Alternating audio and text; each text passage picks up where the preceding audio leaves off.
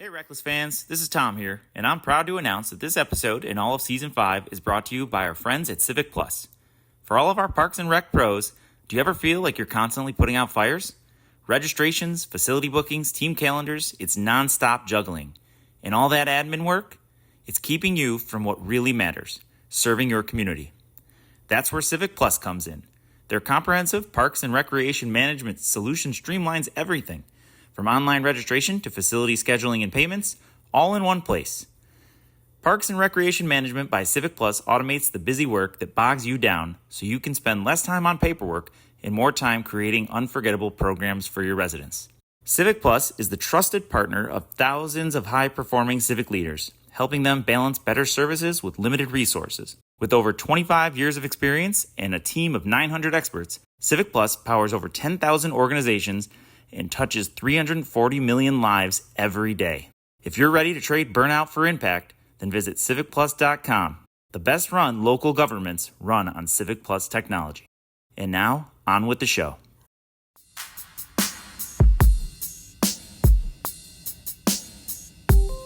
Welcome to Season 5 of RecLess, the podcast making you smarter and more knowledgeable about the field of parks and recreation.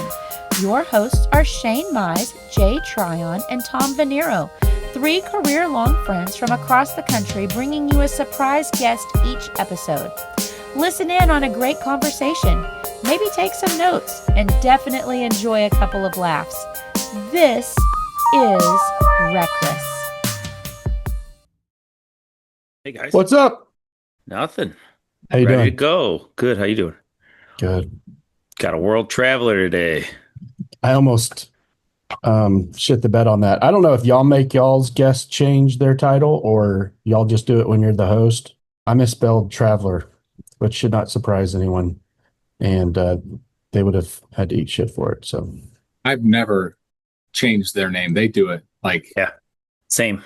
I've never even thought about doing it for them. well, I'm a quality host. I don't know what to tell you. Or you're just like a And a boss bad that speller.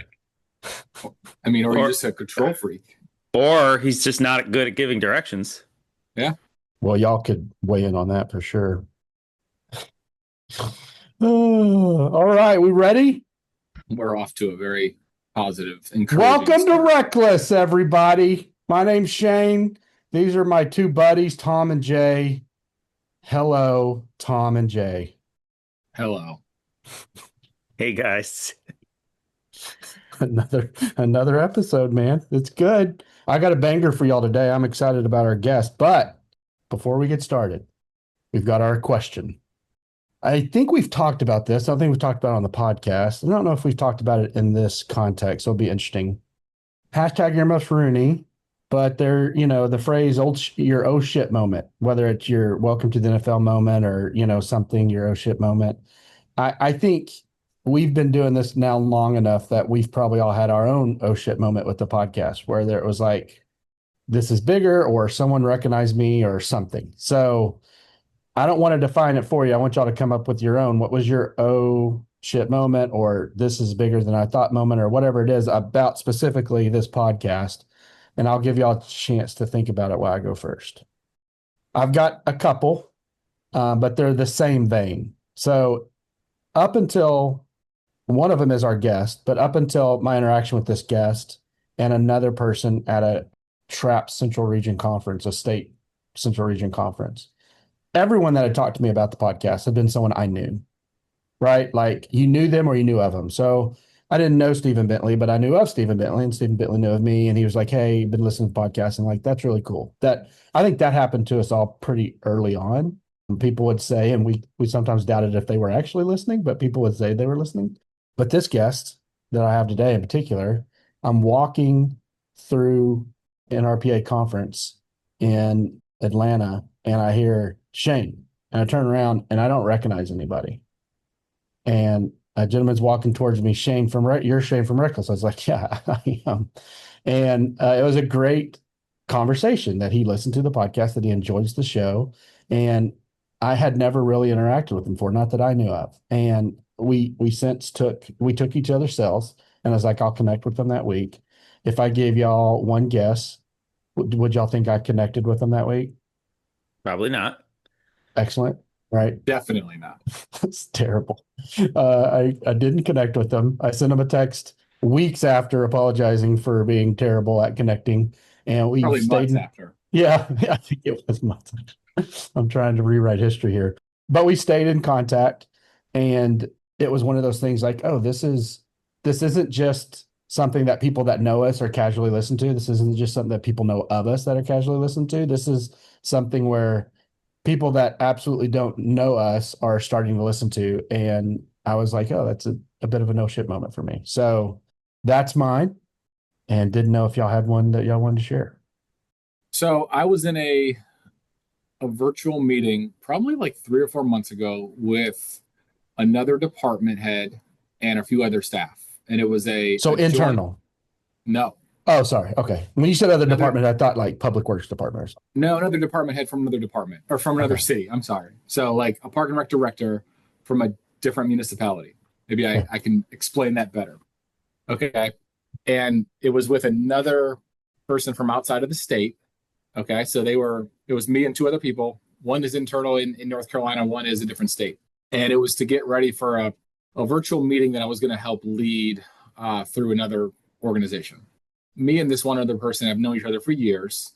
And obviously we didn't know each other because of the podcast, because we've known him for years. And we started the meeting and he said, I just want to let you know that I'm an avid listener, but to take it further, he actually asks his staff to lead meetings after listening to every episode. So like they may listen to an episode and like the following week they'll have a staff meeting and they'll just go around the room and be like, hey, like what did you take from that episode? And all of them would share like something different. So it wasn't just like, hey, like everyone had the same thing and everyone talked about like the importance of communication or the importance of like having a vision for a plan. It was like this person would say this person said that person said that. And then they would have like a deeper conversation on all the different things that they took from it and like why they took it from that and like the benefit from that. And I think, you said it, Shane, it's like in the intro, just like, hey, we've had conversations with folks that have been like, I enjoy it and I'm a listener. But this was a whole different dynamic of like listening to it from a team perspective and people gaining different insights from it, but then sharing those insights so the whole team can understand what they're getting from it and how it can be relevant to their job. So it was just different. I never heard of other like big groups of people listening to it together or talking about it together. So it was fun to hear that. Who do I need to write my apology letter to? Can you just send me their text or so after? I send my regards. Hey, they did say actually they enjoy the banter too, so they'll enjoy this part when they're listening to it. That's good. I could relate to both of your moments, and I'll take it in a little different direction as we tend to, just to try to get a different perspective. Also, like Jay, this was more recent, although I think a lot of hashtag earmuff Rooney oh shit moments came early on. Yeah. But most recently, I have some check-ins on a regular basis with Chris Nunes, and he's been a mentor of so many individuals, a mentor of ours. He does a lot of he's known for what he does in the field. We were checking in, and he was asking about RecLess, and he was our fifth guest or something like that, and it's somewhere in the first 5 episodes or 5 or 6, and so it's been a while since Chris was a guest, and we've done so many episodes since then. You all can go back in time to when we did the first little trio session with Amelia with the trends of 24, and then we did it again with the trends of 25, and then we were with the MWR as a RecLess podcast, just to share a little bit of that insight. And so we were talking a little bit through some of those experiences and, what are we doing and what is the impact that we're making? And the word that Chris used, I never, ever thought of myself in putting us together, our group, our name, but he used the word and term influencer. So that sounds probably a poor like influencer. That probably sounds like we're full of ourselves, and I would have never thought of that. But we started to talk through it, and I started to understand what he meant. And the best way for me to understand that was to put it in a parallel.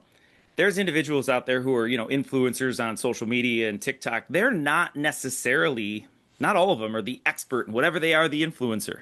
What we're doing here is very relatable to what you said, Shane, and what you said, Jay. We're bringing content to individuals or departments or professionals that can move the needle in this profession.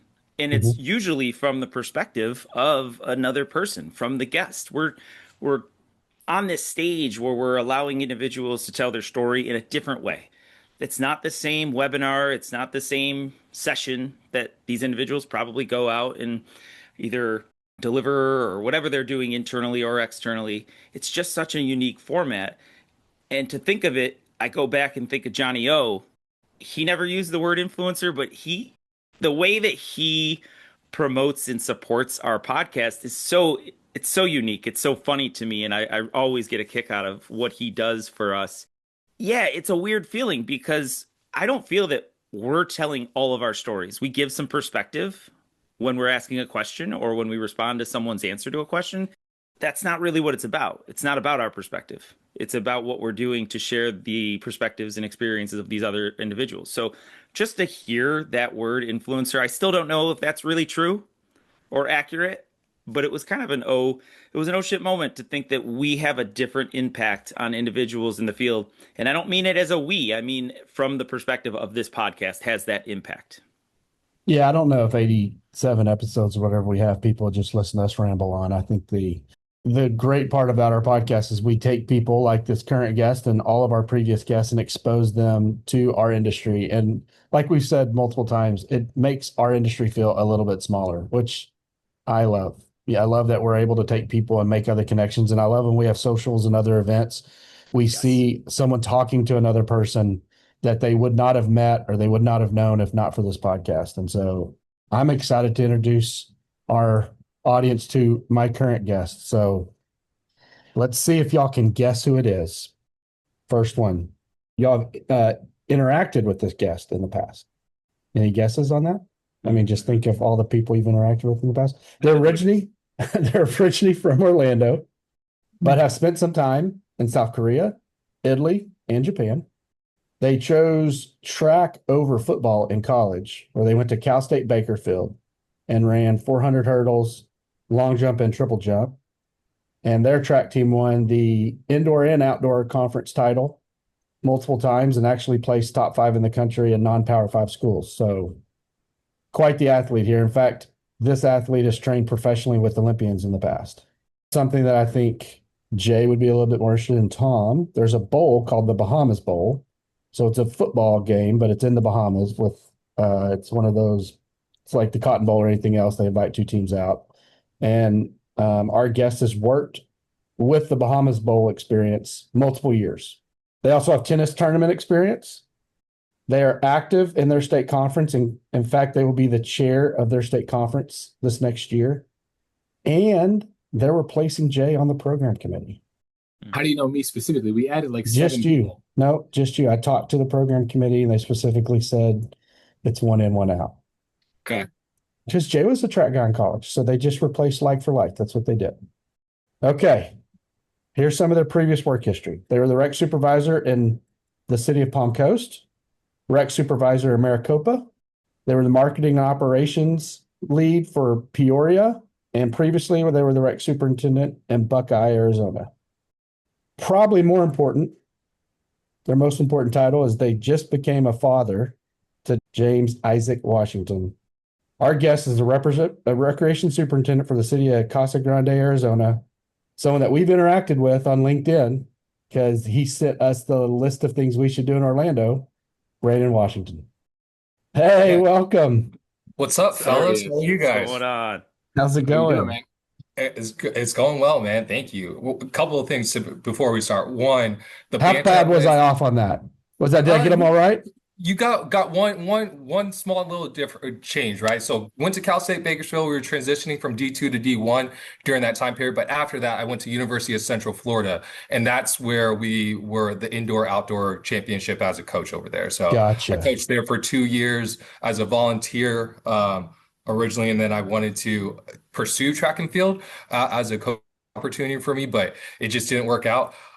Interviewed for a bunch of jobs and just didn't work out, and I kind of found my way into Parks and Recreation, so it was awesome. But yeah, this has been awesome. I'm super excited to be a part of this and everything. So yeah, A little sleep deprived.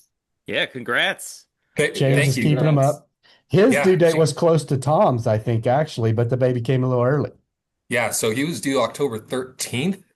So what, next week? But actually he came a month early.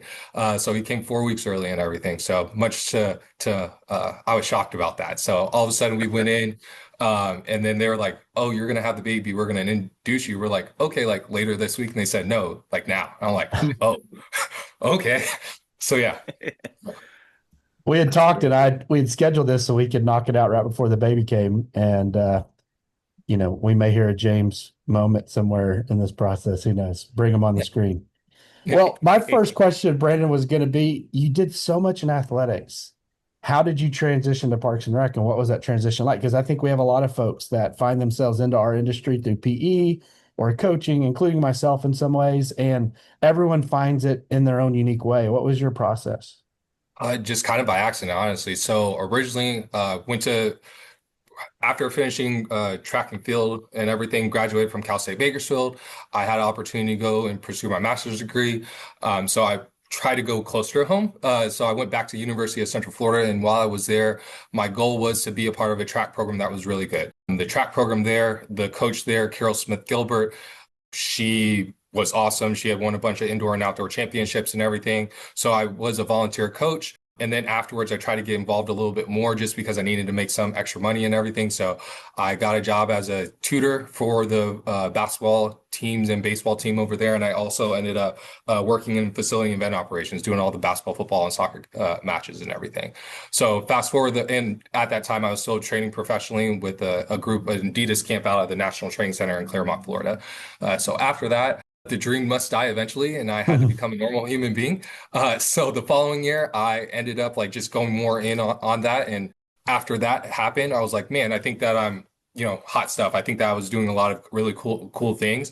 And I applied to, so for track and field, it's a quadrennial, right? So you have an Olympic year, you have 2 world championships year and an off year. I applied in the off year, didn't get anything. Like, nothing, crickets. So after that, I did like a canvassing job for a little bit for a political campaign for a little bit. But actually, I ended up having. Did you run door to door or did you walk? Did you just I actually you triple jump?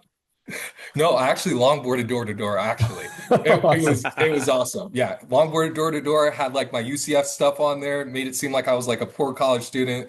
Right. People were like, "Hey, sign me up. I'll go register to vote and everything." Love it.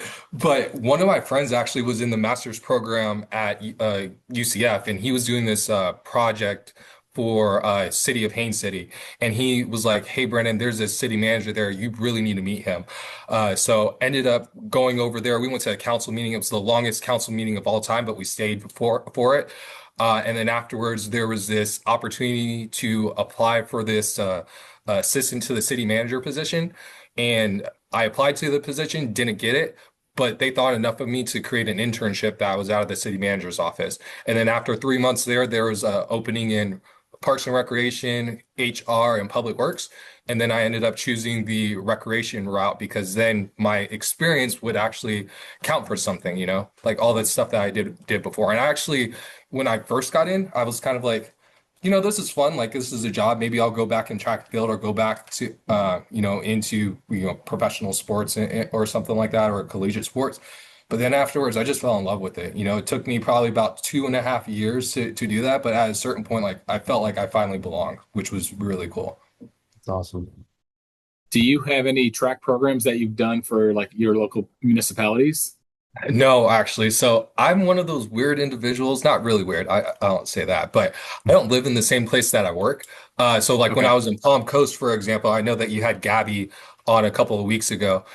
She commutes to there. I was driving 61 miles one way to get to work when I was in Palm Coast for 3 years. You Um, think her commute's crazy though, right? I it's better.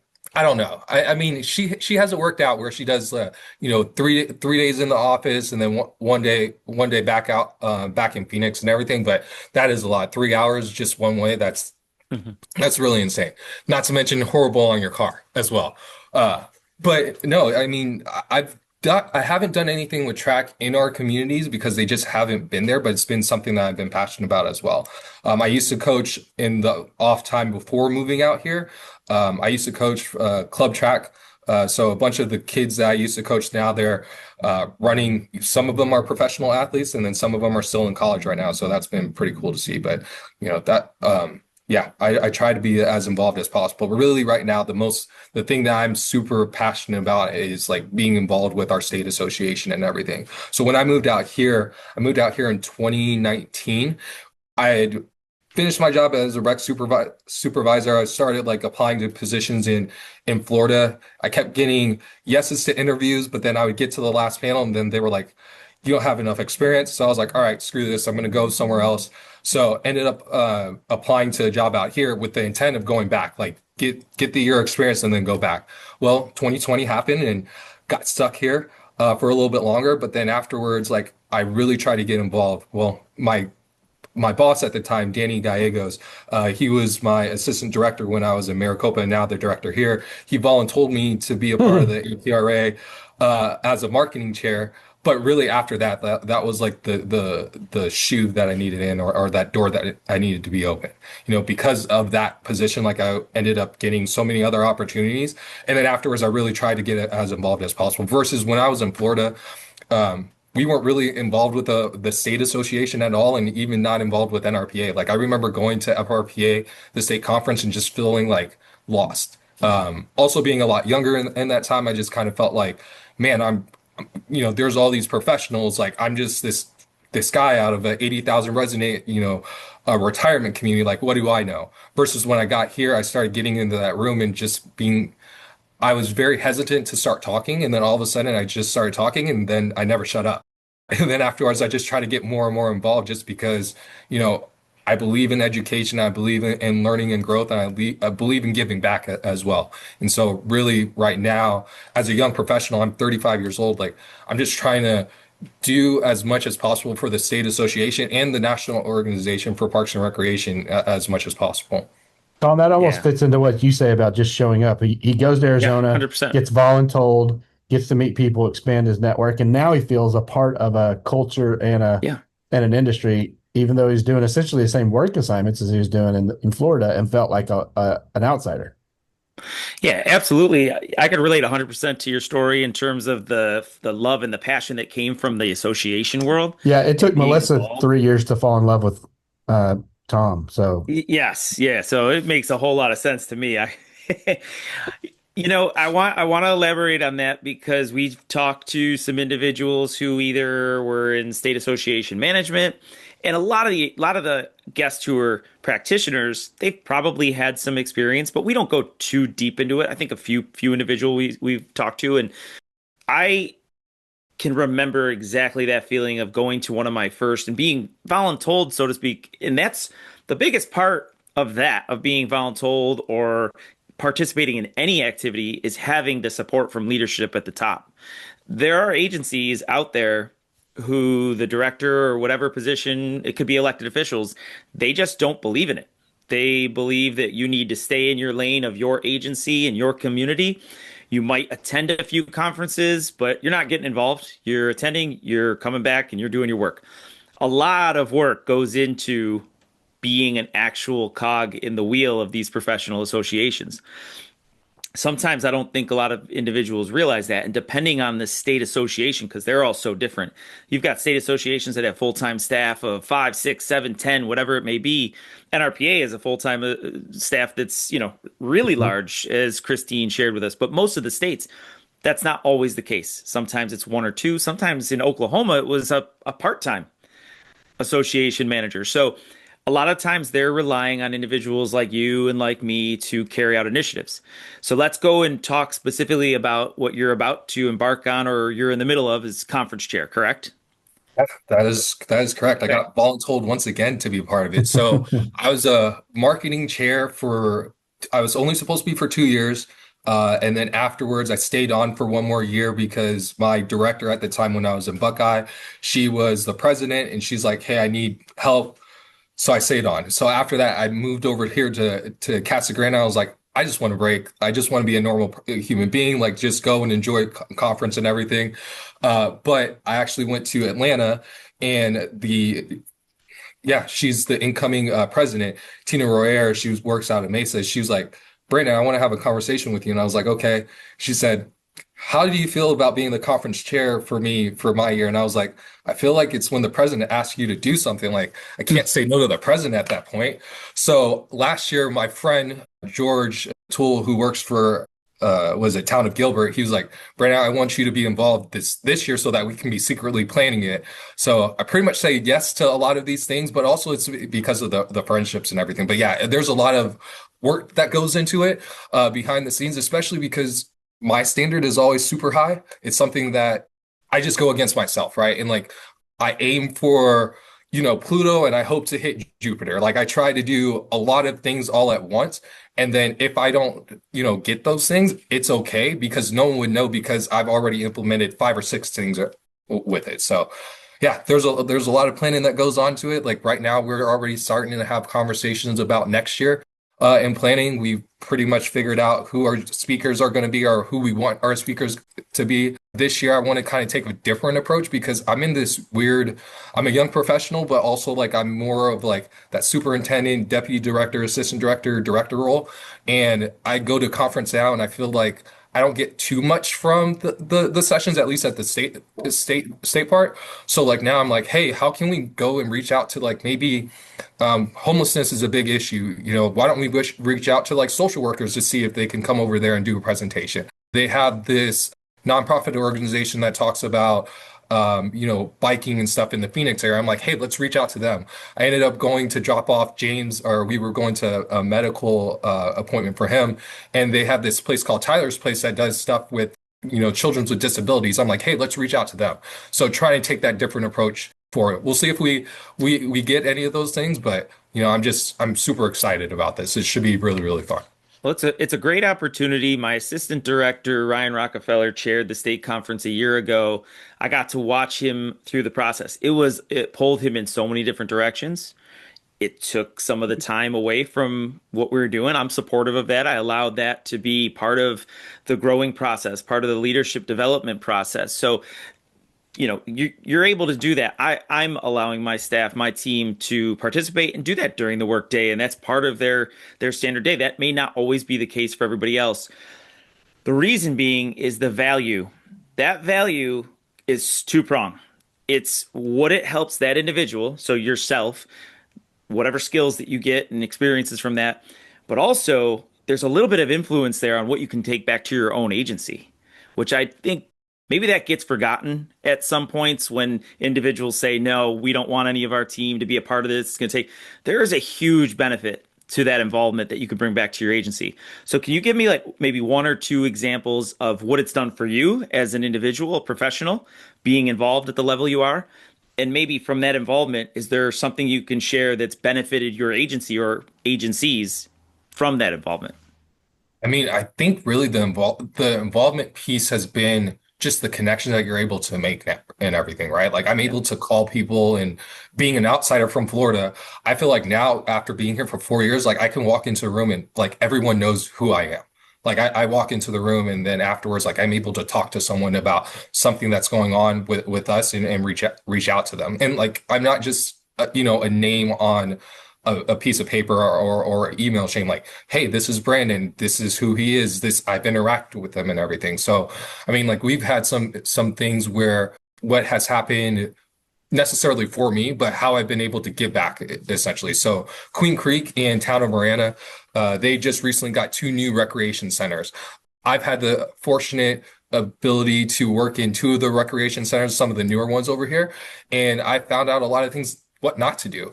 So what I told them was like, hey, I want you guys to come over here and I'll give you a tour. And I will tell you all the things that went well, but I will tell you all the things that went wrong and stuff. And not just you, like come with your council members, come with your leadership and everything. And so I just reached out to them and then they took me up on that. I've done at least, 10 tours between those 2 organizations. And I try to reach out to them, and encourage them to do that as well. And then also the same thing, like we've been able to go over there and see stuff as well. Right now we're about to do, hopefully it will pass in November. We'll have a general obligation bond, that we kind of threw together last minute. So it was strictly citizen led. during that time period, they've invited us over there to go and tour their facilities, and then afterwards be able to ask questions and stuff like that from them too. So, Brandon, looking at your resume, you're 35. I wasn't a director till I was 39, but I think both Tom and Jay were a director already by the time they were 35 or close to it, if not. You're serving on the NRPA program committee. You're on the CPRP committee. You're a CPRE currently. You're a CAPRA volunteer. That should make Jay happy. You've done all these things. I look at your resume and it's a bunch of rec superintendents and rec superintendent roles. Everything seems to be crescendoing to being a director. Is that the plan? Is that what you want to do next? And what do you think when you take over a department? How do you think you're going to run that department? How are you going to lead that team?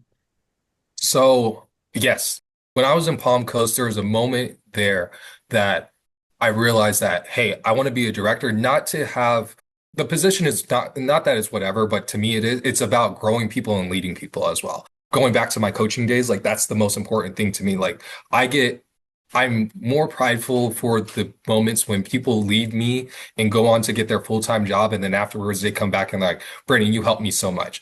And I know that I'm 35 and everything, but it's happened. Like that's my why. Like that is the reason why, right? Like right now, the place that we live in, or where I serve right now is at Casa Grande. We're 60,000. We're right in between. We're like 30 minutes away from Phoenix, so we're just far enough away that we're not going to get like the cream of the crop. But really, what the most important thing here is, like, I view this place as like an incubator for growth. I expect you to come in here, and then afterwards you're here for 2 or 3 years, and then afterwards let's push you off to somewhere else.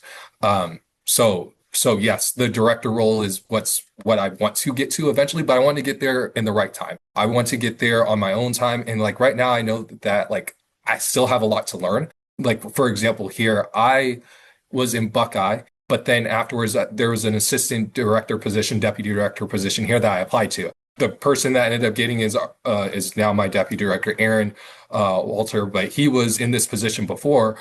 I talked to Danny and I was like, hey, I want to come back. And I felt like this was going to be the best opportunity for me to learn and grow.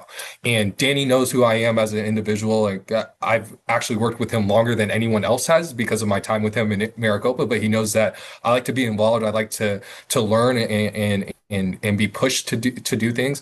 And Danny is great because he gives me a really, really long leash, and he gives me like a really, really wide road. But then afterwards, he gives me the opportunity to be like, let's try stuff. And that's really what's most important. So answering your question, I hope I did. It was just, I like being involved, and I just want to continue to grow. And then eventually like that position will come together. Like I've looked at other places, but like right now where I'm at, this is where I want to be right now. This is the place that I think that I will be able to learn and grow and really perfect the tools for that director position moving forward.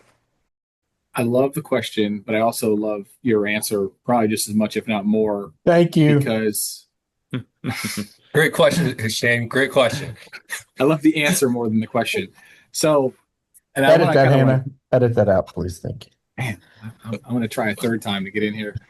So you nailed it from the perspective of why, because I think too often, and I think Shane and I and Tom and I, we've had these conversations with other folks that we've met over the years, that it's great to always have a goal. Like you should want to be, if that's something you want to have career growth, is shoot for the high moon, shoot for the top, but it's not always for the right reason. And maybe they don't know the reason. It's very clear what your mission would be and what your goal would be with that, which is great. But I want to go back to something you said earlier about you had a few interviews and you interviewed well and got to the next level and didn't get it. What have you done to prepare better, or what did you learn from those experiences that didn't set you up to where you thought or might have wanted to be at the time? I felt at the time, so I was in Palm Coast, Florida. We were a small community. I felt like I wasn't involved at all. I started off as an athletic supervisor, so I was overseeing facility rentals for, our baseball and soccer fields and multi-use fields and everything, with the goal of getting economic impact for the city. And then afterwards, they pushed me over we took back the tennis center there, and that's where I got the tournament director, experience and everything. But it felt like I just didn't have enough. So at that point, when I didn't have enough, it's like, hey, what more can I do? So the first thing that I did was I applied to be the CPRP committee. They were looking for people that were younger. I just never in a million years would have thought that I would have been the person that they selected, and they ended up selecting me. But I think that because of that, that kind of spurred that want to get more involved and seek more things that were outside of my agency. And then once I got here, it was kind of the same thing as well. My goal was to be a CPRE because I felt like that could help me, into the next level and at least give me some additional training and education that I didn't get before. It took me 3 times to pass the CPRE. On the third time, like my now wife, she was like, "Hey, if you fail, we fail." So she bought a book and she ended up like old school, like quizzing me and everything. Like we went on this road trip that helped. And then also too, like my now wife, she's just super supportive. But like whenever I go to these interview processes, I spend probably about a good 2 or 3 weeks, probably about 3 or 4 hours a day of just practicing and honing in and figuring out all the things that I do. And then afterwards, she actually asks me questions, and she's not in the profession, but I think it might be you, Tom, that your wife has been involved. Like she knows everything. Like she's so involved with APRA. She's the first person to like one of their posts. She's the first person to like something on Casa Grande. One of the posts that we just made yesterday, she's like, "Hey, Brandon, I don't mean to nag, but this post sucked, and this is the reason why." And then she'll tell us like when people are doing good. Like she's gone all in on it. We'll go to different events. We'll go surround ourselves with, just going to like the different communities and whatnot. So basically, I'm all in on being a Parks and Recreation person, but I've just been trying to grow myself as much as possible. Like last year, for example, I was like, I feel there was enough people in the state or in our state that were going to director school and seeing the benefits for it. So I was like, hey, I'm going to apply. My city didn't pay for it. So I was like, it doesn't matter. I'm still going to go. And like my wife was like, Brandon, it doesn't matter. This is something that's going to be good for your career. Let's go all in on it. So, and I mean, I don't know. I listen to podcasts all the time. I'm constantly trying to grow and learn, and not just like kind of speaking on you guys. Like I ended up coming on, I think it was because of Mize at a certain point was on yours. Because of that, afterwards, I followed him on, on LinkedIn. I was like, oh, let me listen to this, listen to that. And then afterwards, I was hooked. I just kept listening all the way through. I'm just We nonstop. apologize. It was absolutely, it was exactly what I needed when I needed it, right? Like you guys talk about like connecting people and stuff, like it every single time I come away with something different and I'm like, I feel inspired. And sometimes I feel like because I'm such a go-getter, sometimes I need other people. I want to be around people that are the high-ranking people, the high flyers of the world. You talk about working genius. I'm a wanderer and an enabler. So I'm constantly wondering like, how can we get better? But I need to be surrounded by other people to fill my cup. So that's how I do it. What's an essential skill in the toolbox that you think more park and rec professionals should have? Because for me, I almost think your force multiplier is your energy. You have so much passion and energy for what you're doing. You talked earlier about you go up against yourself. I think that's probably a track thing. Like, you run the 400 hurdles in, I don't know, 50 seconds, and then you say, okay, I got to beat it in 49. Like the day that you race, is a big deal, but the 18 hours before the race, you're not really racing anyone. You're only thinking about that time or what you did and, but what do you think I think I know energy for you is something, but what's that essential skill that as a young professional, and you see other young professionals and you've spoken at a couple conferences about being a young professional, what is that skill that they need to have in their toolbox? It's wanting to learn and grow, like the consistent growth and wanting to get better. My mom was a teacher, and years ago, that's what I wanted to be because I saw the impact that she had. And also my mom during that time period, like I was always involved in sports. I loved it.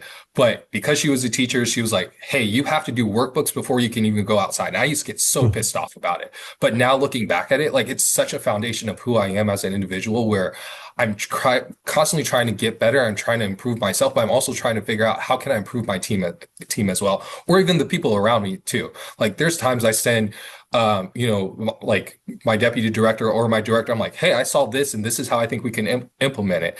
And then sometimes they're like, okay, Brandon. And then sometimes I'm like, hey, that's a really good idea. But I think it's really about, the energy and being all in, but really being all in on yourself and wanting to grow as an individual, because that's the one thing that you can control, right? Like everyone has the same amount of time and everything, but you can grow as an individual just based off the stuff that you do internally. And it doesn't have to always be, like these grandiose things. It's listening to a podcast, reading a book, going and looking at what other people are doing, going to a different event to see what you like or don't like, or just figuring it out. But yeah, I think it's just growing yourself. That's the most important thing, because Before the guys hop on, what you're bringing up is an interesting point. There's so many more ways to learn now. Like, I think 50 years ago, if you wanted to learn, you probably had to read a peer-reviewed journal, or maybe if you were fortunate enough to go to a conference, you went or whatever. And then the magazine came out, NRPA's magazine, and a lot of states do magazines. And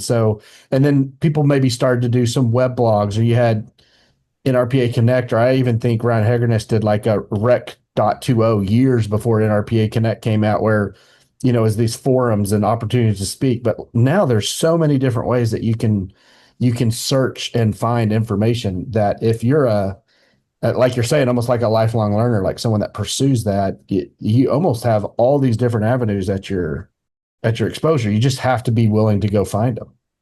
Yeah, I think that's really all it is. You have to go seek things out, because if not, you're just going to be stuck.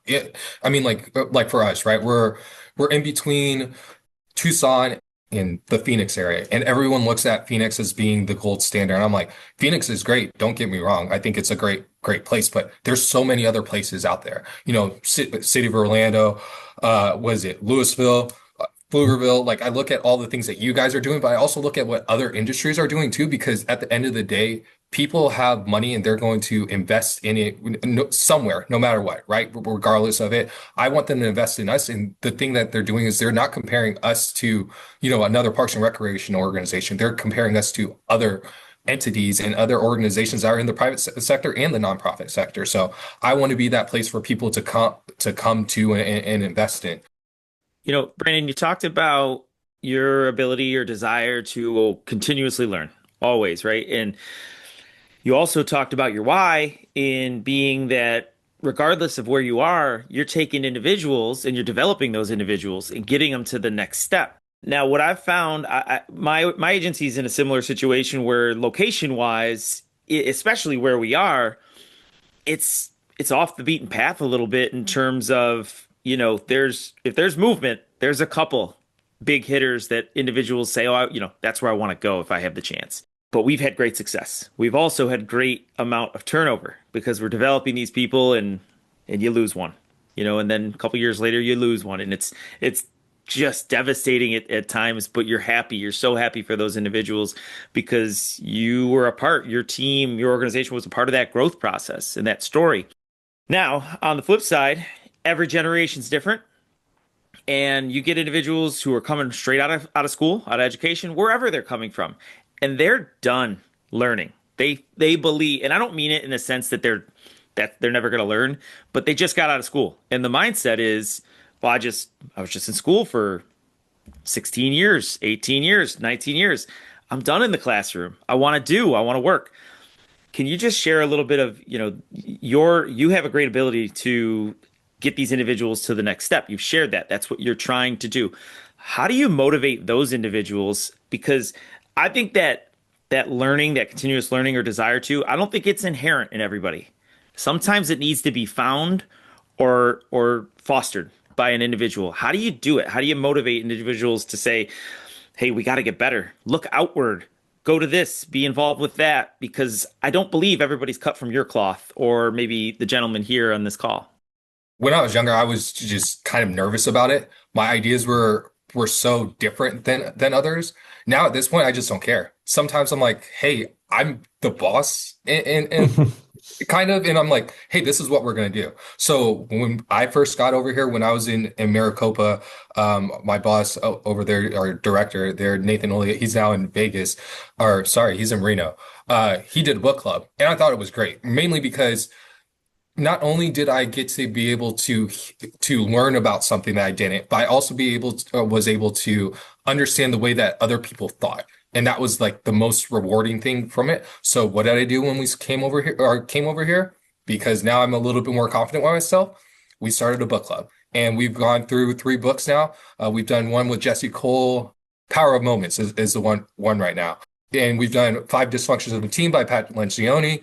I've done it, and at the very least, they kind of like it, I think. But Sure. but no matter what ends up happening, they're able to at least voice their opinions about stuff so that other people learn. The other thing too that I'm doing with them is that on our one-on-ones, I'm like, hey, let's talk about, I like one of our event coordinator. We were doing events the same way over and over again. I was like, hey, I need you to start looking at other places. So now we have like a thread and we talk about it during our one-on-one, and we look at like, hey, what are some things that we can adopt, or what were some things that this event did really well, and what would be some things that you change. With other people, I'm a big podcast person. I think that's my love language, is sending people podcasts, because I feel like there's a podcast for everything.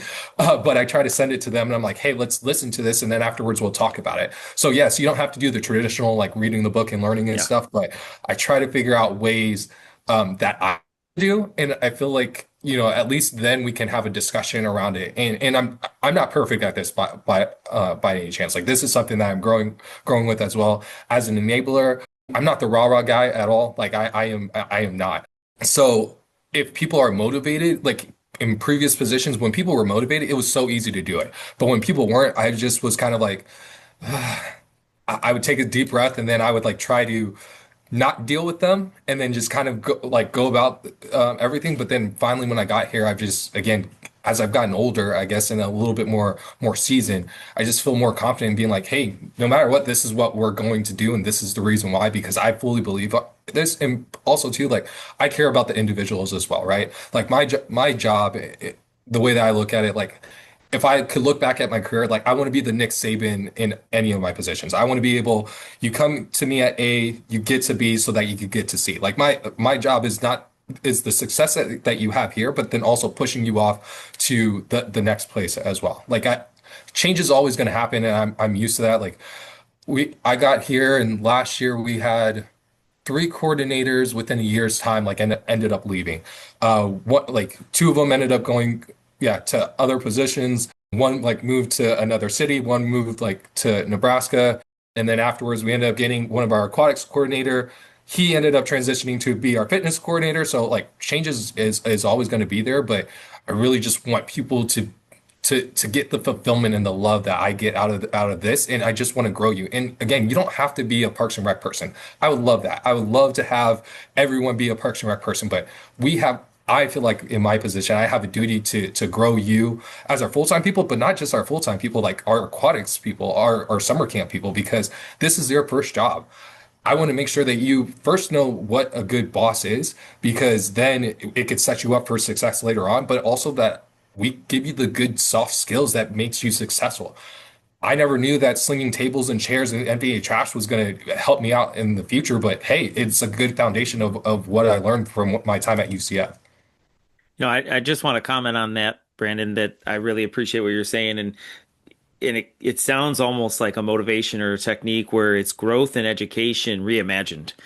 In the typical growth in education, it's still there, it's still available, but reimagining, especially for individuals who are probably my age and north of my age, where we're not looking for those non-traditional, or not looking, but we're not used to those non-traditional. And you're taking that and you're using it to make it a more immersive and engaging process. These individuals have input. They feel like it's not that they feel like, you're making them a part of the process. And I could really appreciate that. And I think a lot of individuals could take something from that.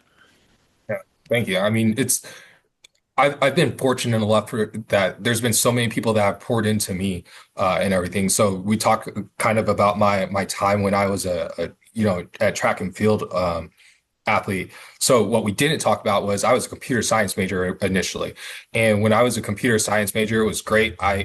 It was what I thought I needed to do, right? Like, I was really good with math. I thought that that's where I can make some money and everything. But then afterwards, when I got through, I think it was the third quarter, and I'm taking a test, and then afterwards there needs to be a curve for me to pass this class. I was like, this isn't for me at all.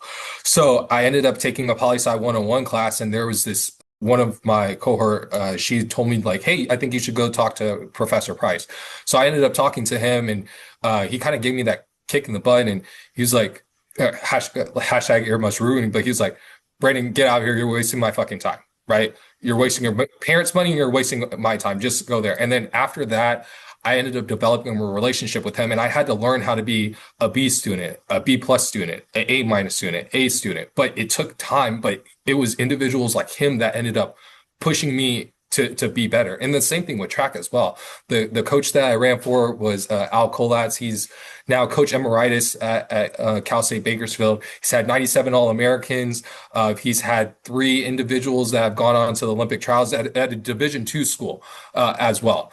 And his greatest success is the people that he's gotten to graduate. And there was a time where I was not seeing eye to eye with one of my coaches, mainly because I was asking those questions of stuff, mainly because I was trying to get better. But then I was also seeking educational opportunities in track and field. And I was like, this stuff doesn't match with what they're teaching. And so what did he do? He ended up coming out there as a throws coach and was timing me doing all of my stuff because he felt like my head was on my shoulders correctly. So because of all those individuals, now like I'm trying to figure out how I can pour into them. And you're right, Tom. It's about how can I get it so that learning is fun and educational and something different instead of just reading a textbook and taking a test. I think it has to be more than that. We've had some people on, and we try to highlight people that have done something unique, and your experience with tournaments, that kind of hits with what we've had JD and a couple other people talk about in the past. But when I said your resume is filled with rec supervisor and rec superintendent roles, when I was introducing you to the guys, I did say that you were a partnership venue operations person for Peoria for a short amount of time before you jumped up and became a rec superintendent. What I didn't highlight there, and what I think the guys who are more baseball fans than I am would be very interested in, is Peoria is a spring training town. And so you got to work with some Major League Baseball, and you got to work in the tourism side of our industry where people come into your community for, we talked to Gabby about it. They come into Lake Havasu, for their vacation. People come into Peoria and Sunrise and a couple of those other Arizona towns, just like they do the Florida towns, for spring training. It makes that town, this smaller town, blows up for a couple of weeks. It's the biggest thing in that industry, right? And so what was it like doing the spring training side of the park and rec industry for a bunch of people that will never really be exposed to that? Wait, before you answer that, Brandon, are we talking Florida or Arizona? I might have missed that. Arizona. Arizona. And is this the same complex where the Arizona Fall League is too? Yep, it is. You're right. So I worked at Peoria Sports Complex, a spring training facility for the Padres and Mariners. I did that for 1 season prior to switching over to my superintendent role up with Buckeye. But honestly, it was awesome. So I got there right before the year of the lockout, and I got there in December. My boss, Mike Highland, he was on paternity leave.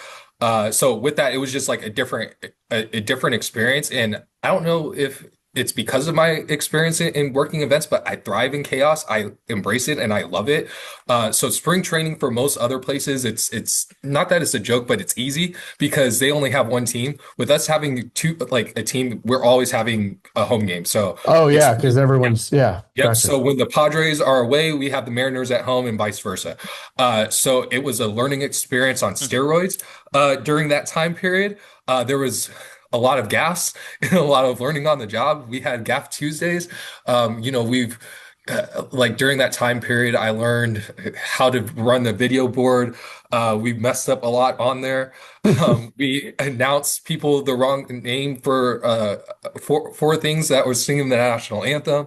But it was really awesome. It was just such a cool experience. And I learned so much in that short amount of time, really from the marketing side of it as well. Before that, I was more sports focused and everything. But then afterwards, that's really when I dived into the marketing side, because for us, while I was there, we're an enterprise fund. So it's all about trying to get people in there. And also because of spring training in Arizona, it's so different than Florida.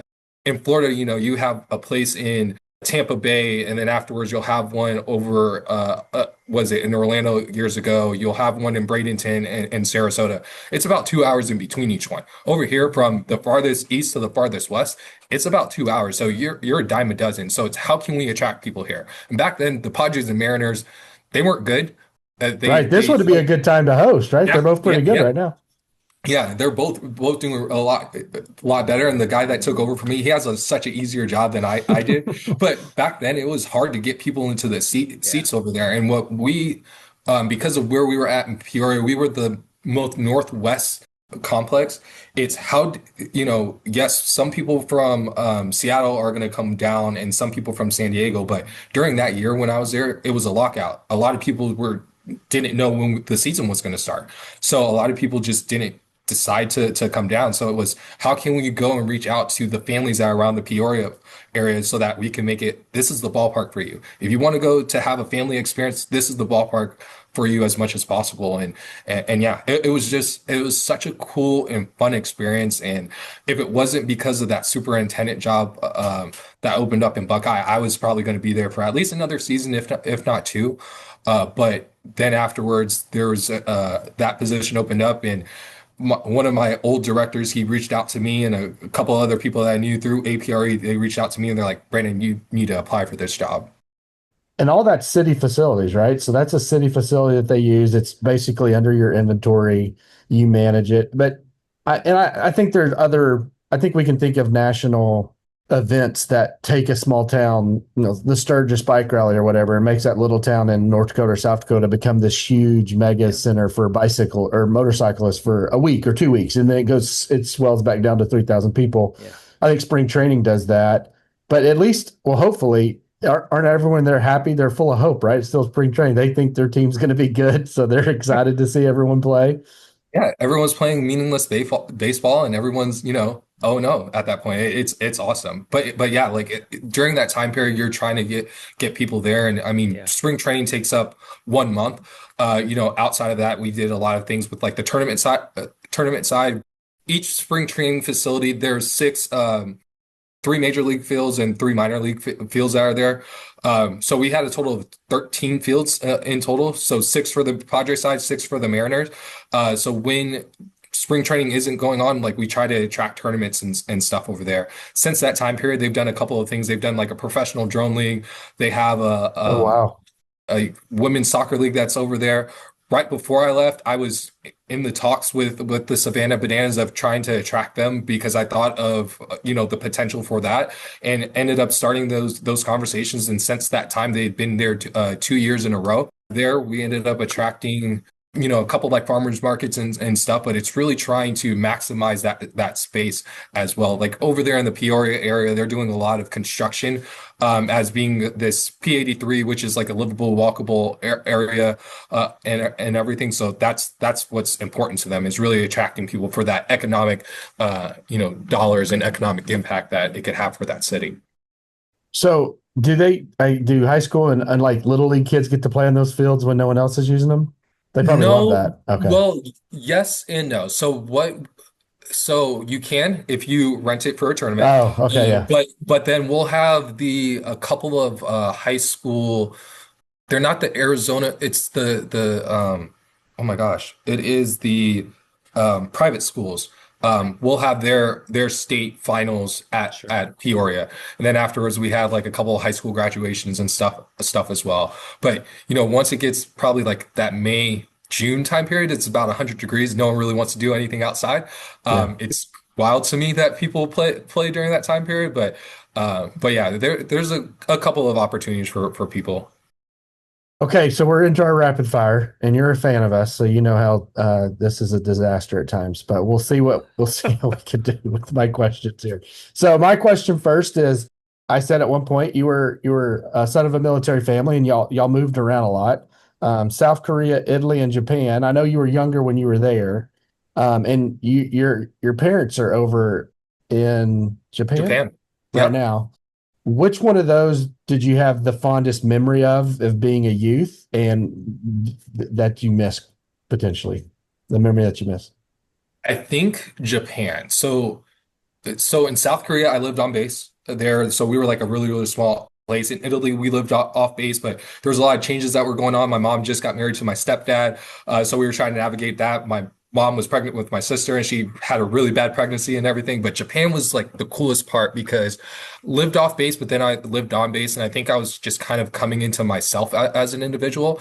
Living off base, it was I had that experience like that you guys probably had growing up where it's like, hey, just be home before like the porch lights come on. Like I used to just take my bike and travel and do God knows what during that time period. And I would also like there was this girl that was down the street who she spoke broken English and I didn't speak any Japanese, but we would Right. just hang out. And it's really that power of connection and community and stuff. So Japan was definitely my fondest memories because of I was able to grow into myself as a young man at that point.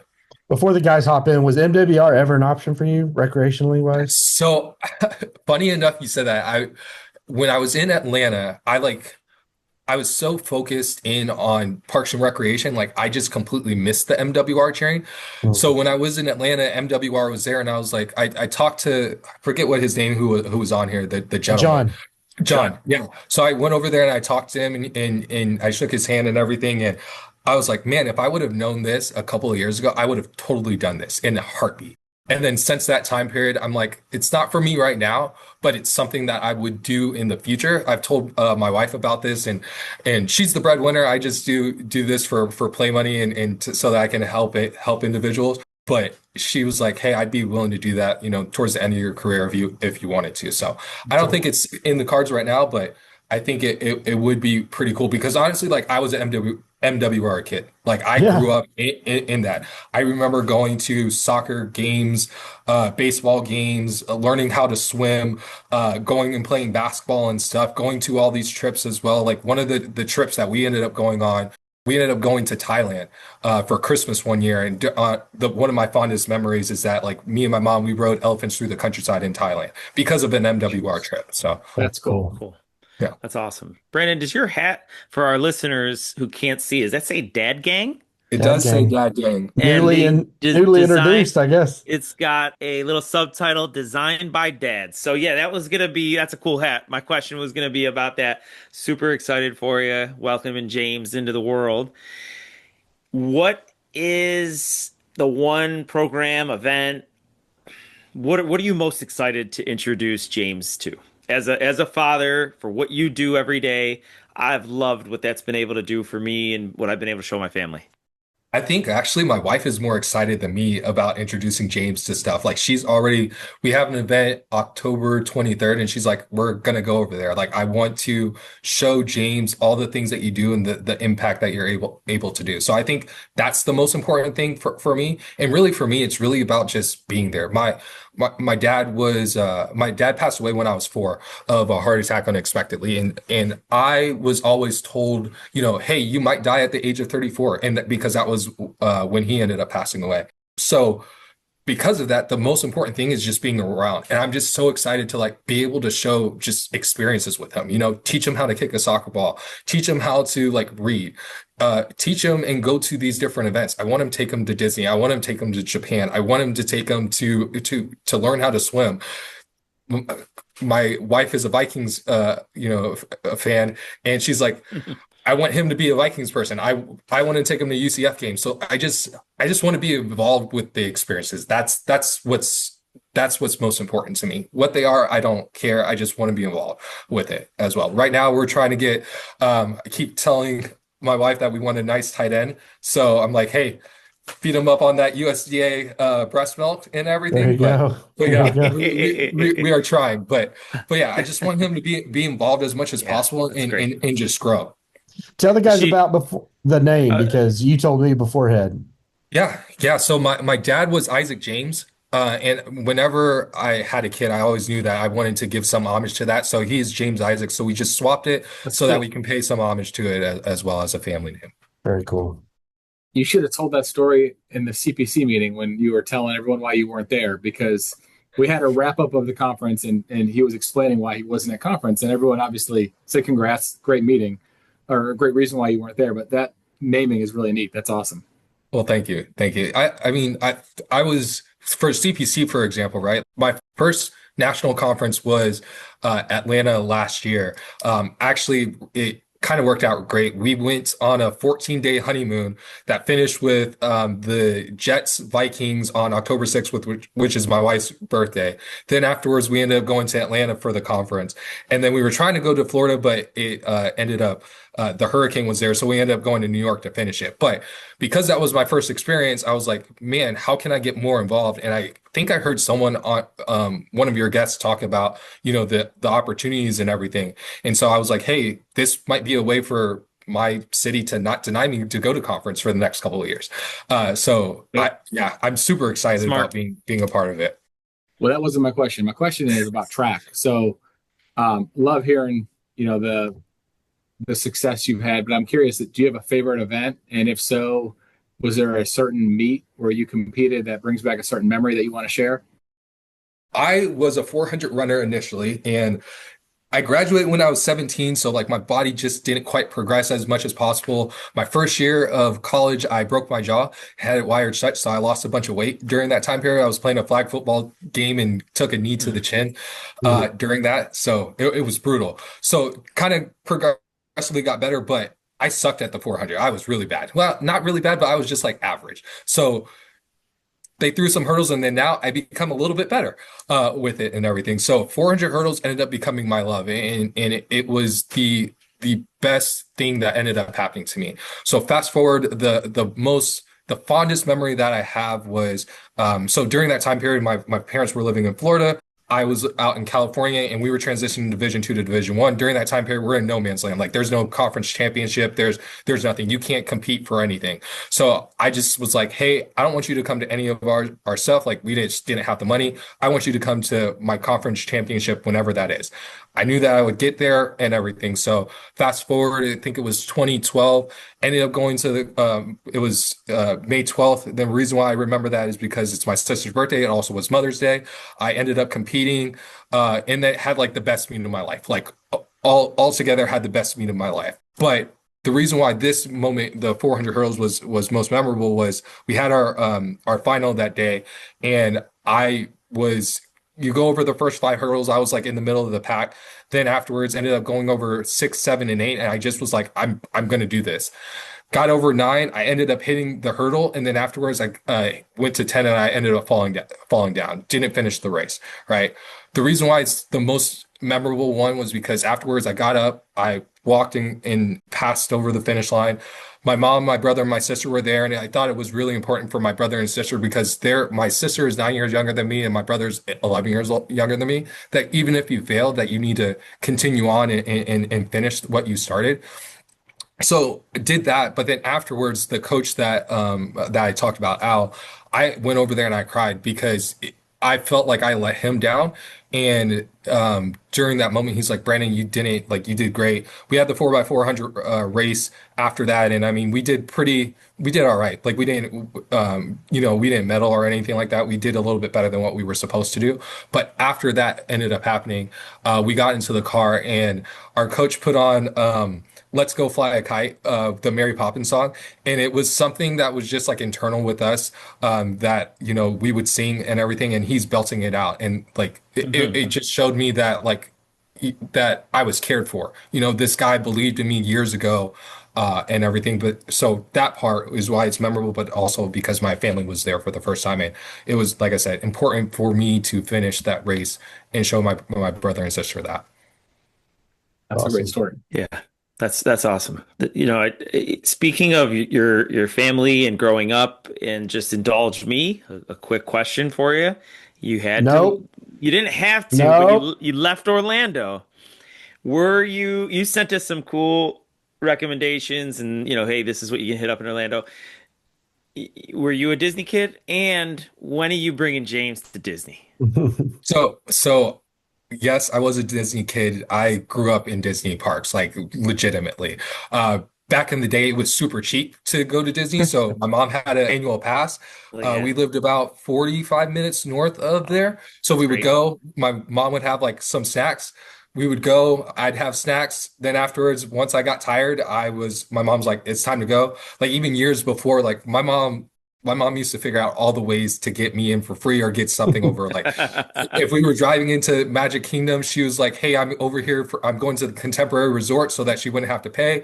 Before it was, hey, Brandon, just fall asleep and she'll put like a blanket over me so that she wouldn't have to pay for me. So yeah, I grew up going to Disney all the time.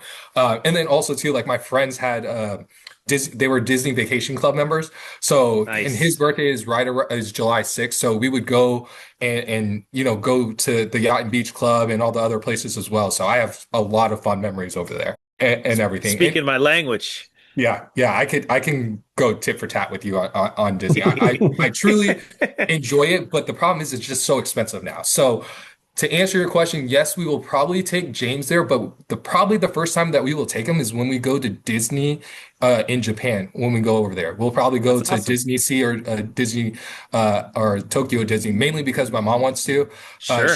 She just wants to go and have that experience with her grandson, and she's over the moon about that as well. She's got a whole new human to sneak into buildings now. How great is that? Dude, she's excited about that as well. What an opportunity. The rules are different. Rules are different in Japan, though, So. Oh, man. We'll end on that, buddy. Hey, Brandon, thanks for the time. I really appreciate you coming on. Yeah, I appreciate you guys, and I appreciate what you guys are doing for the industry as well. Like you guys, it's been cool to connect with people, right? And here's this one story about this as well. So I connected with Trista Taylor, who you guys had. That's a recurring theme. Everyone now knows she's a Taylor. But you're the first guest to say #earmuffs Rooney. I love it. Our show. Yeah, so that's a new one. I don't know if that's a good or a bad thing. I don't know. But it means you're telling the truth that you are a listener. There you go. That is true. I almost also said, I think in one of the early episodes, you guys talked about like something about a groupie or whatever, and I almost said that I was a RecLess groupie, but I thought World Travel was going to be better. That's perfect. Yeah, but ended up connecting with her on one of the meetings and everything, and then afterwards I connected with her on LinkedIn, heard her on the podcast. I ended up sending her a message about that, congrats, and then we've been friends from afar and everything. But then she part of the Leadership Development Network, she ended up sending one of those mass emails. Then after that, she got my paternity, away message. She ended up emailing me afterwards, like, Brandon, congrats, so excited for you, whatever. But again, you guys are doing a great job of connecting people, and I really am appreciative for that. So don't want to take up too much more of your time. I appreciate that, and I look forward to continuing this discussion later on, guys. Thanks for sharing that. Thanks for coming on. Awesome. Yeah. This was awesome. Right. Bye, y'all. Yeah. Have a good one. Yeah, Brandon and I are going to start a podcast. Yeah, a Disney podcast for parks professionals. Parks and Rec Disney podcast spinoff. It's going to be amazing. He's awesome. He has got energy upon energy upon energy.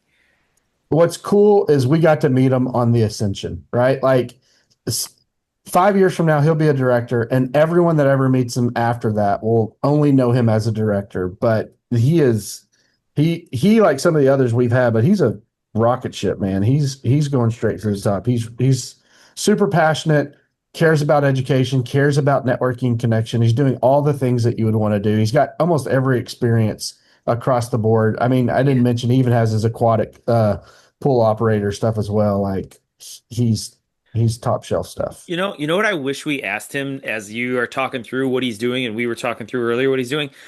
We don't talk a lot. I've actually been a part of a session with Nunes about being an efficient Parks and Rec professional. That to do what he's doing in the amount of time he's done it so far. Yes, he has to be incredibly efficient, or working from 7 a.m. to 9 p.m., one or the other, right? But the efficiency, I'd love to pick his brain on that and how he gets it all done and fits it and works it in.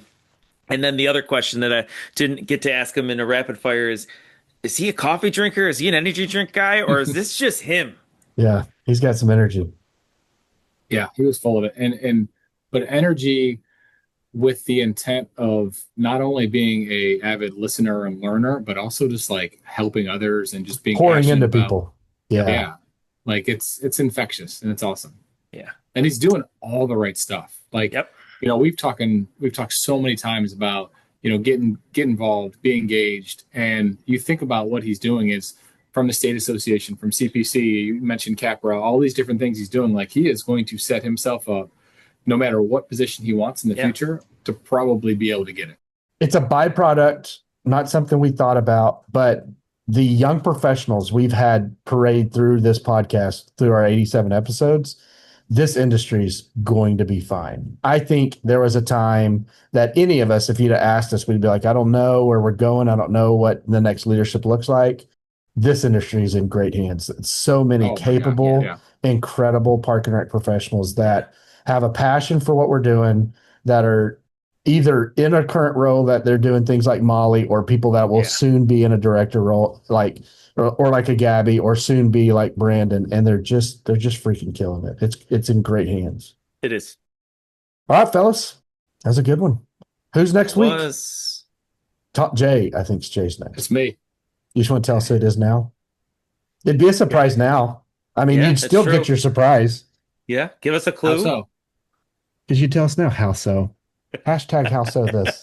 How is it a surprise if I tell you? Because we don't know until you tell us. So it's a surprise when you tell us. It's still a surprise. If you let I'll the give- kid open their Christmas gift on Christmas morning or 2 days before, they're still surprised. Right? Valid. It's Tom? valid. It's Thank not a you. Christmas surprise Well, because they that's don't true. do it on Christmas. So yours is going to be a Christmas surprise? Mine is going to be an October 10th surprise. Until next time on RecLess. See We'll ya. see you next time. Yeah. This episode of RecLess wouldn't have been possible without the support of our agencies and our better halves, Melissa Salatino, Lindsay Tryon, and our executive producer, Hannah Mize. We also want to thank our director of hashtags and swag, Rooney Taylor, and our team of junior producers, Luke, James, Elizabeth, Grant, and Harper. Stay up to date on all things RecLess by following all of our social media, and like and subscribe wherever you get your podcast to ensure you don't miss an episode. See you next time on RecLess.